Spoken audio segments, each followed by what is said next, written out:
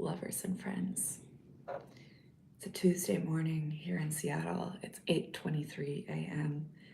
I'm proud of myself because I woke up at like 6:30 today, which is very early for me.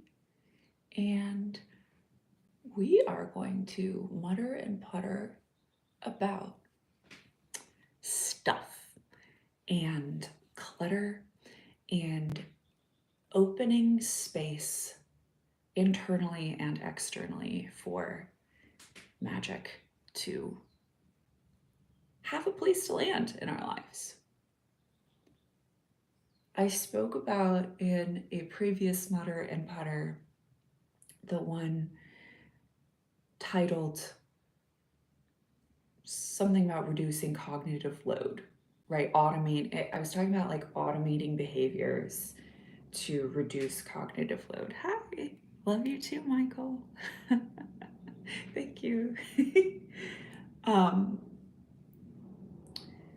So in that video, I was sharing an interesting tidbit that I learned, factual tidbit, which makes perfect sense. Don't you just love it when a factual tidbit like makes perfect sense and you already kind of knew it, but now there's like research to back it up? Love it when that happens. So the factual tidbit was that there is a direct correlation between anxiety and how much stuff we have. Because if you think about it, a lot of time and energy goes towards our belongings, our stuff, right? If we have like a surplus, sorry, I'm getting distracted because Ben's going up the stairs.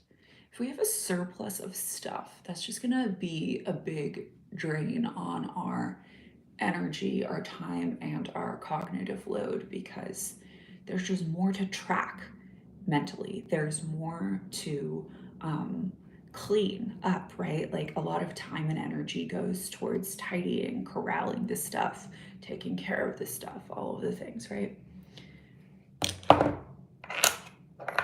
So I want to preface this by saying that I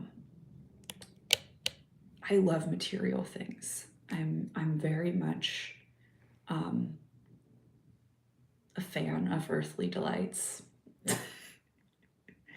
And I actually really love my stuff. But I have quite a different relationship with things than I once did. And I would say that at this point, it's a much more intentional or kind of like aware relationship that I have with my stuff than I once did. So I totally respect, and I think what a lot of people who are, minimalists or whatever you want to call it, like very much ascribe to living with as little belongings as possible. And I'm sure people have different philosophies around this or different approaches to this, just like anything. So I don't want to group all of that together. But that's not me entirely. So I want to preface it with that. There have been times, and I think I've had kind of a wide variety of relationships with stuff across my lifetime so far at the ripe age of 31. Here we are. And when I was younger, I had a lot more clutter. I had a lot more of a cluttered kind of holding on to relationship with stuff and things. And my mom's an artist. My dad was an inventor and an engineer. So my family and my parents really liked objects. So none of us were like hoarders, but we all liked objects. There were like a lot of objects around, and there was a lot of comfort in that. I'm also, I would find interesting things and save them and make crafty stuff with them, right? I still do that, but in a different way, which I'll get to. Anyway, I had a lot more stuff. I remember also when I would go on trips, I was an exchange student in Santiago, Chile when I was 15. And I just remember the sheer volume. I was there for a semester. The sheer volume of stuff that I brought. Like, oversized bag, like all the above. And I think that at that point, the stuff and the surplus of stuff was comforting to me. And I would argue and I would say that my stuff, my things now, a lot of them do still provide comfort and pleasure and utility. So it's not that that's not true anymore, but at this point, or kind of like earlier in life, I remember also in college, every time I'd go for a new semester, I would I would just bring huge duffel bag, just mostly clothes, right? And I don't want to misrepresent. I think I had a lot of stuff and I like brought a lot of stuff with me. But it wasn't horrific, horrific amounts of stuff, but it was a lot of stuff. So I have this memory of when I was in college. So I was in a relationship in college. Oh no, with a Chilean guy who I actually met initially when I was an exchange student at another Waldorf school in Chile. And then we kind of stayed connected / reconnected as we matured into later teenagerdom. Anyway, he was visiting. He actually ended up moving to the US, but at the time he was visiting from Chile, and he had come to meet me in DC where my family was, or where I grew up, where my family lives. We had like Christmas time in DC, and then he came with me and lived in my dorm room at Tulane in New Orleans. And so we took traveled together from DC back to New Orleans. And I just have this really specific memory. I had this huge turquoise duffel bag, and I just filled it to the absolute gills with stuff, mostly clothes. It was super heavy. It was super overweight. It was kind of like impossible to carry. And I have this very specific memory in the airport that I think very much exemplifies this era in this chapter in terms of my relationship to stuff, where my boyfriend, who was not quite my boyfriend at that time, but was soon to be my soon to be boyfriend at that time, was just like lugging this huge bursting turquoise duffel bag through the airport that also like had no wheels. Like there was very little waste. Like it was just and I just remember him being like, oh, like I just had so much stuff in this bag. And that was one bag. I had a whole other one, but I just have this very specific memory of him like lugging this huge bag filled to the brim with an unnecessary amount of clothing. So anyway, that was the vibe for a while. That was the vibe. Um, Probably until an experience, pivotal experience that kind of shifted my relationship with stuff and the volume of stuff. Um, and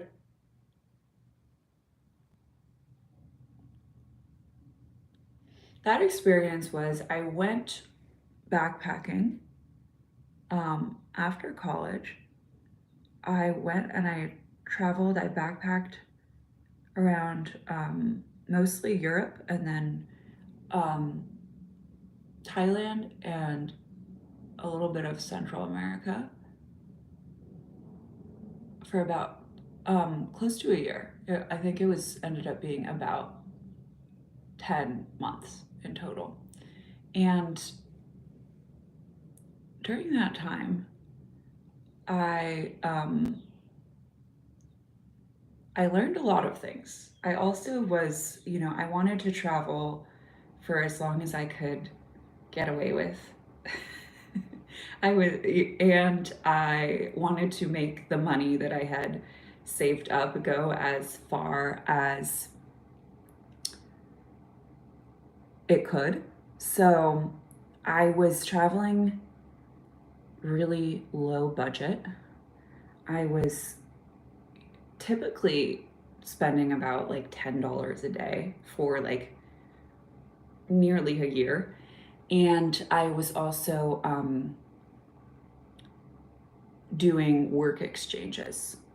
So I worked at a like a bed and breakfast backpackers in Belfast, Northern Ireland. Um, Shout out to Belfast. I also worked at another hostel for a little bit in San Cristobal, Mexico, and Chiapas. So I did these work exchange. I basically kind of finagled these different ways to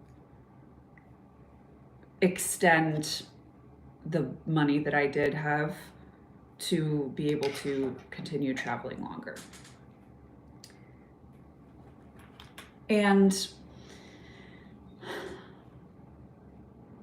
so that was a really interesting exercise in terms of like my development and my relationship to money, but it was also a very interesting exercise and time in terms of my relationship with stuff, because I had a backpack the whole time, right? It's literally backpacking. I had a backpack the whole time. I had to be very intentional about the things that I brought, the outfits that I brought, and anything I brought, I was gonna have to carry with me and on my back, right? Like literally the weight of it, I was gonna need to carry with me. And, I brought way fewer things than I was comfortable with. And I still probably brought, my backpack still weighed so much at the beginning of that trip. And it slowed me down, right? If I got invited to go somewhere, I wanted to do something spontaneous or, whatever it was like the heavier my backpack was, the more stuff I had, the more it slowed me down. Hi, Gary. And so that was an exercise. It's kind of like that book, The Things They Carried, right? I think it's like a Vietnam War book, Tim O'Brien. In fact, I know it is because I read it in high school English class by Tim O'Brien. The Things They Carried, right? It was very like The Things They Carried, except for, totally different context. But that really exemplified that for me. Like, oh, wow, literally, physically, and of course that extends to energetically, but I like really had this learning experience, which was like, yeah, the more stuff I have, the less like space I feel for spontaneity, for there's just less space, right? And I'm slower with more things. So thank you, Gary. I'm not single. I am engaged to be wed, actually. But I do coaching for single people who want a relationship. So stick with me, and I will talk about some of that. You can check out my website too. I have different classes, dating and relationship classes and offers. I have a membership too called Magnetics Love School.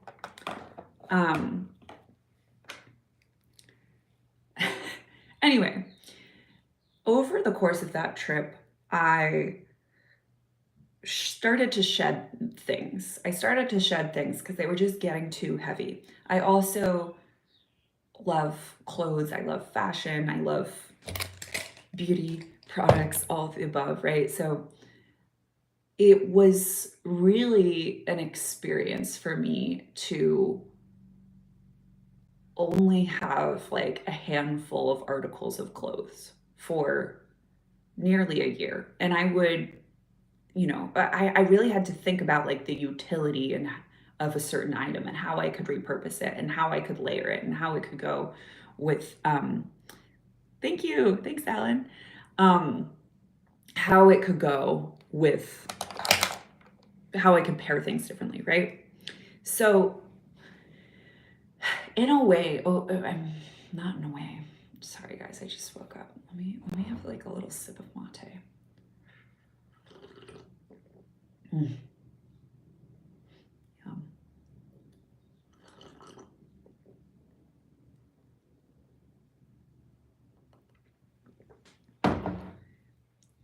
That experience for the prolonged amount of time, and also being in a place where, being in an era and a chapter of life where my priority wasn't so much to like ground in one specific thing or accumulate things.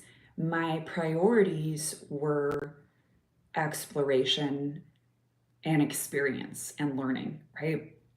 So I became less attached to stuff than I had ever been. I already curled my eyelashes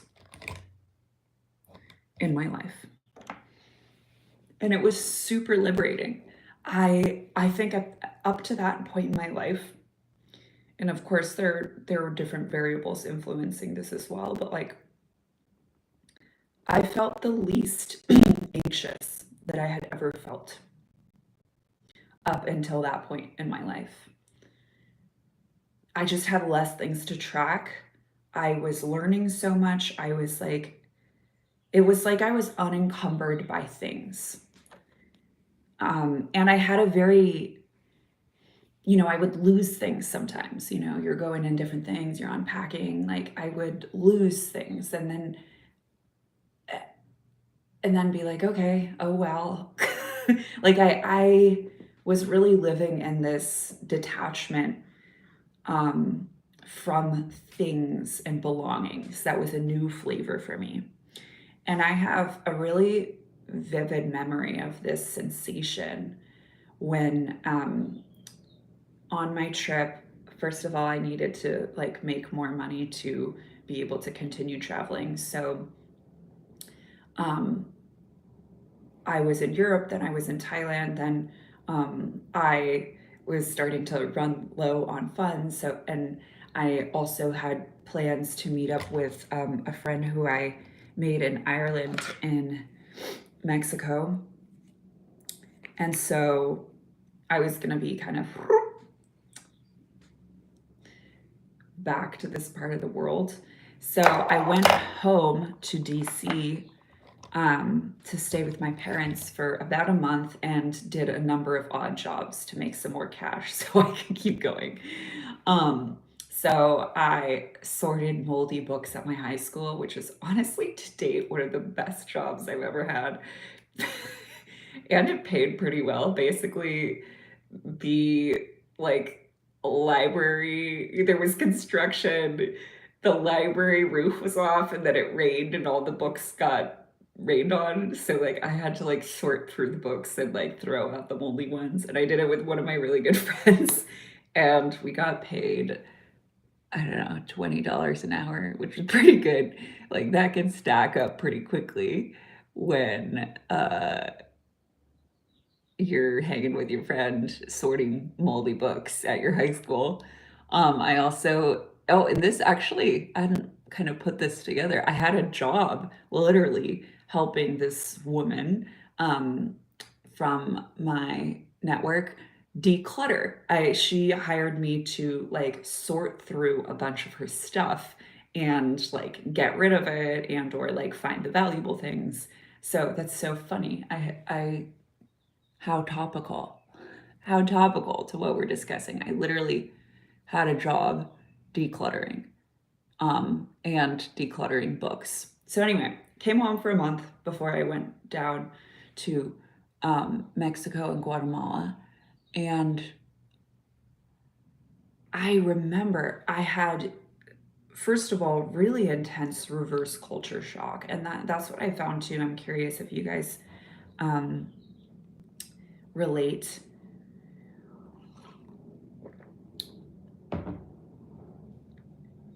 Sorry, I got distracted by the guns. Clearly, I'm like a little bit out of it this morning. Sorry, apologies, my friends. Thank you, Gary. That's nice of you.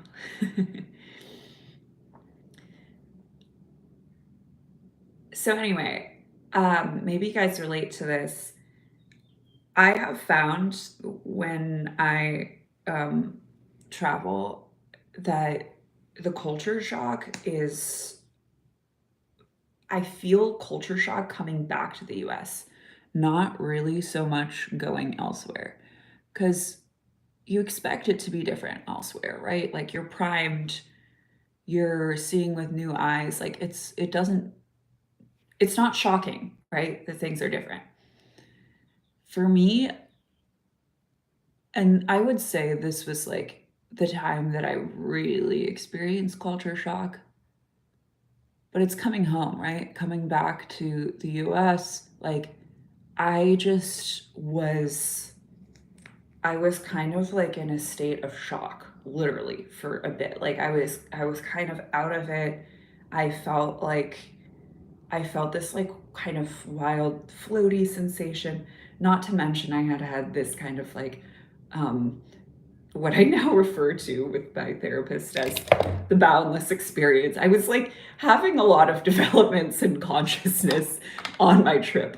But so this was part of it. And I was having this like I basically was in like this extremely blissed out, expanded state for, I don't know, like a consecutive 6 weeks. And at that time, I didn't really have a point of reference for what was happening. Um, it was a little bit scary. I thought maybe I was having a health issue, like, because I literally was like, whoo, I felt like I was kind of, I just felt so much like inner peace and like floatingness and like presence, like just this heightened presence and like limitlessness that just kind of came on somewhat out of the blue and like stayed sensationally, literally like sensation wise with me for like 24/7 for probably 6 weeks. Anyway, I now, you can call it different things. In psychology they call it a peak experience, I think. It was very mysterious and very cool and very impactful to me. So I was also kind of in the midst of this boundless experience that lasted for around 6 weeks. This like in its peak of this like really heightened present state. But I remember coming home to the US and just like being really kind of out of it. My mom, I think my parents were both like, what, is she okay? Because I was just like, I was really overwhelmed. I have this memory of putting on this like shawl over my head because I was overwhelmed, or just kind of like having my eyes wide and like wandering around my house, my parents' house, and just being like really kind of disoriented. So I was having an intense reverse culture shock coming back to the US. And I also remember going into my bedroom where previously I had had all this stuff, right? I had closet brimming with clothes. I had, no notebooks on notebooks. I had like things under my bed. I had trinkets. I had blah, blah, blah. I had a lot of stuff. And I was already kind of in this boundless state. And I was experiencing pretty intense reverse culture shock. And I was in my room and I like remember going into my closet and like seeing all my clothes and just being like, whoa, like just, I can't believe this is all my stuff. And I didn't even remember I had this, or like, I haven't thought about this in like nearly a year, or like, I haven't, what, like, whoa. So it was also fun. I will say it was also like, it was just disorienting. It wasn't like good or bad necessarily. It was just kind of a disorienting experience. And then of course it was fun to be like, oh my God, the palette of my wardrobe, like I have, these are all mine. This is all my stuff. Like, cool. I have a place to put my stuff. I don't have to like carry it with me. Like, well, let's play with this stuff. So it was fun to re-engage with my stuff and my products and my clothes. And I also like had this perspective of, this is all like, I don't need any of this. I actually really don't need any of this.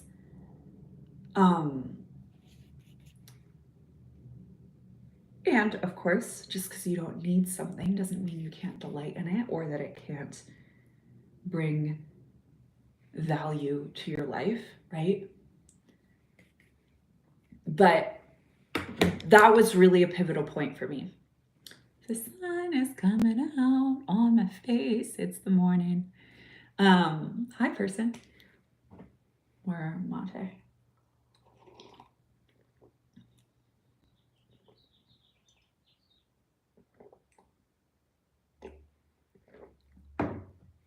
So that was a really pivotal moment for me in terms of my relationship with belongings. Interesting. I've been having a lot of discussions with my students in Magnetics Love School about like social belonging and cultivating and amplifying social belonging. So interesting language.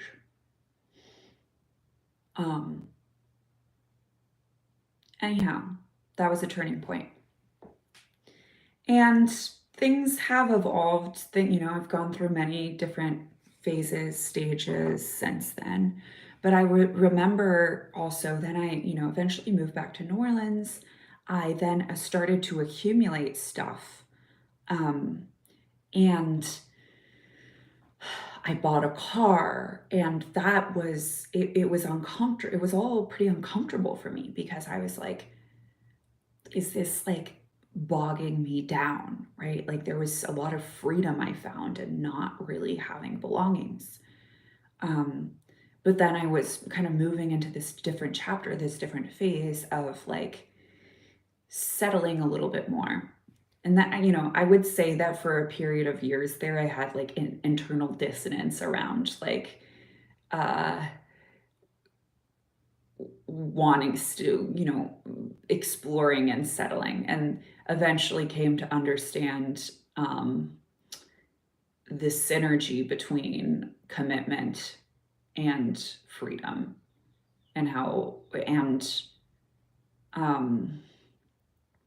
grounding and expansion. Ooh, yeah. Anyway, it continues to be a journey.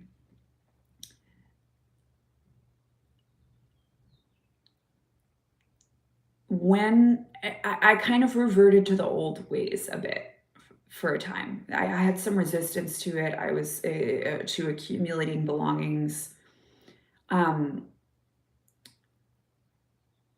then I kind of, got back in the rhythm, had my stuff, had a bunch of stuff, accumulated stuff again.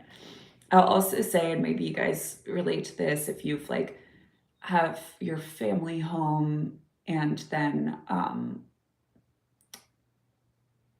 live elsewhere, right? Like I actually haven't lived in DC where my family lives for like since I was 18.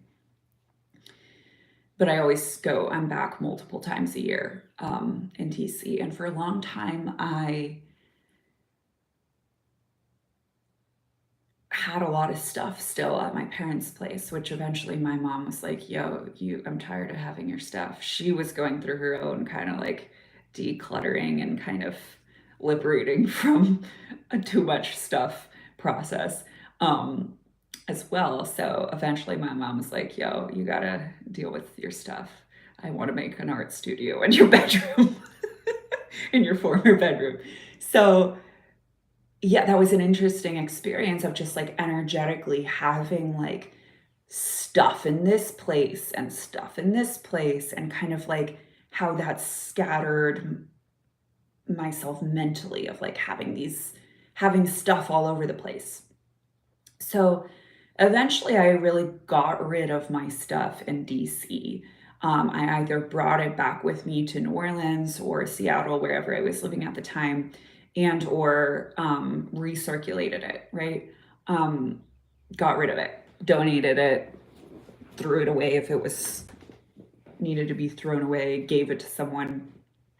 And that's something I'll put a pin in, because that's I'm thinking about this. This is all top of mind because I'm doing some decluttering today and recirculating, and I have like a really good very satisfying recirculating method for releasing releasing things I no longer need or want, or that are no longer serving me, that are just kind of occupying space in my psyche and my environment. I have a really fun process of recirculating those things that I'm going to do today, and I think would be a good topic for a separate video. And I want to start to kind of close out because I'm getting hungry. But I want to bring this to where I am now, and then we can kind of, every conversation we have builds on each other. We can kind of fold this into conversations in the future.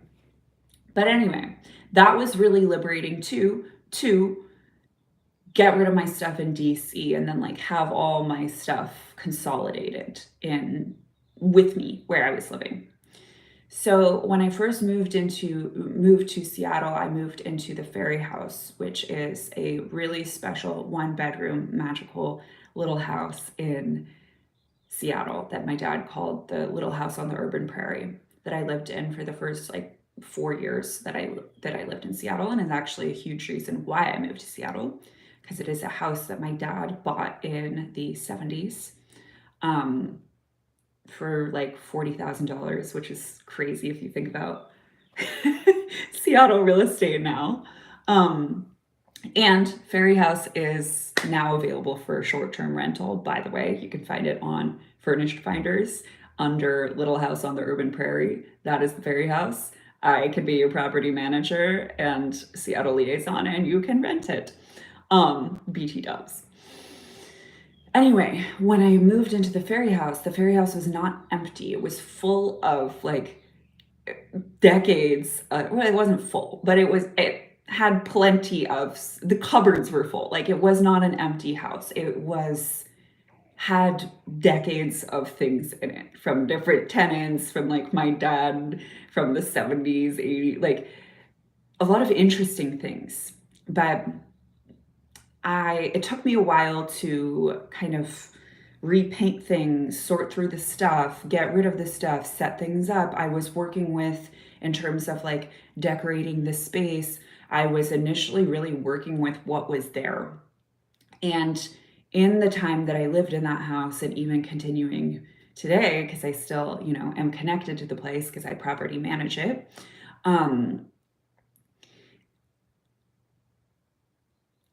it has gone through so many different iterations, what that space looks like and what the things in it are.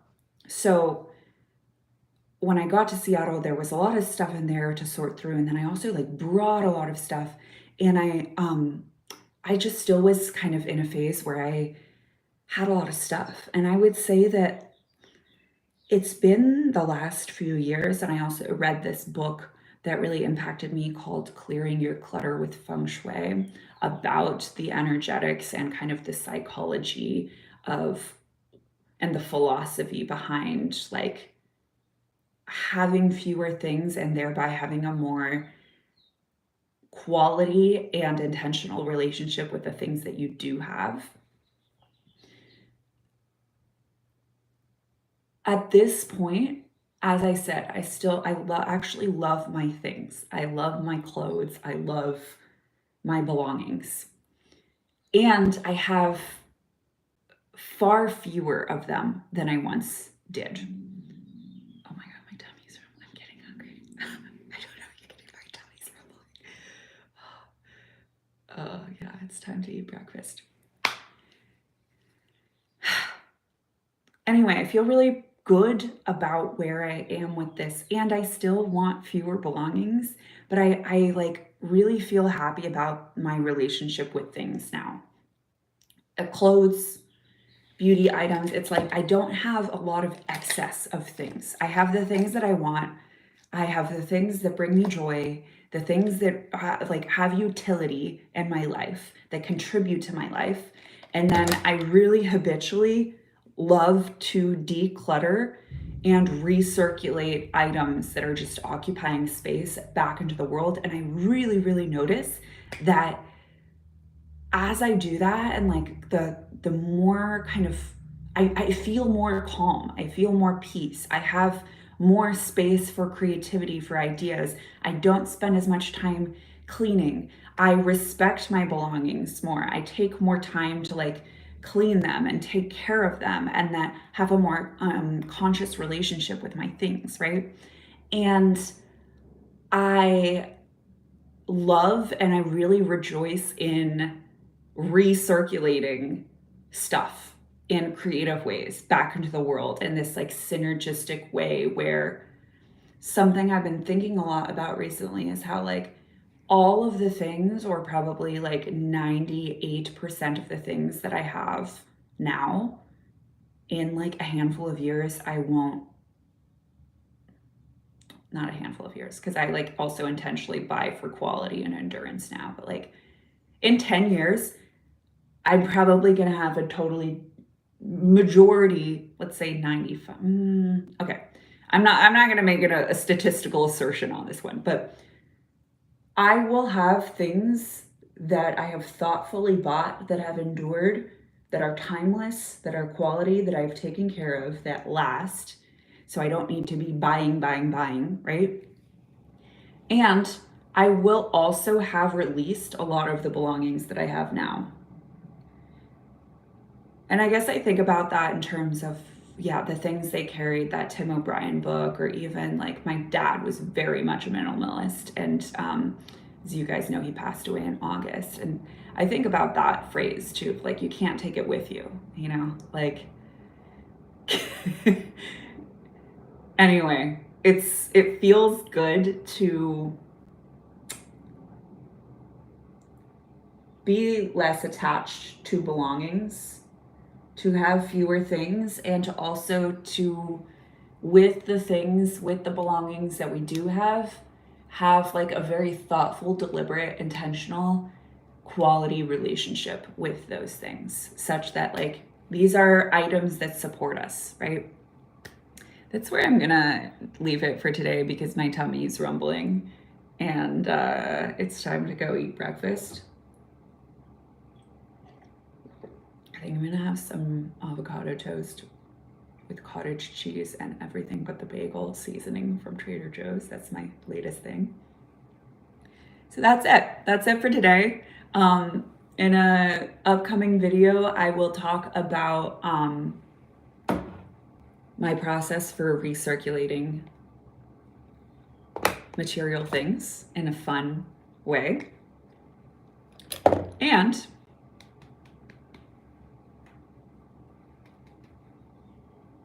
I will see you all soon. So please like, subscribe, give me that sweet feedback. I thrive off of it. Let me know what resonated for you if you're watching this later. Follow along for more and have a wonderful